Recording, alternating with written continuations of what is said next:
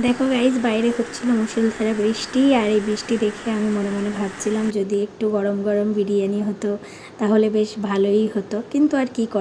একটু পরে দরজা খুলতেই পর দেখি বিরিয়ানি নিয়ে হাজির। আমার তো খুশির অন্ত নেই। আমি বললাম, তুমি কী করে জানলে আমার বিরিয়ানি খাবার ইচ্ছা হচ্ছিল? যাই হোক, বেশি কথা না বাড়িয়ে বিরিয়ানিটা বার করে নিলাম। দেখলাম ডিবাপির বিরিয়ানি নিয়ে এসেছিলো। বিরিয়ানিটা এবার আমি প্লেটে ঢেলে নেবো, কারণ আমার ভীষণ খিদে পেয়েছিল।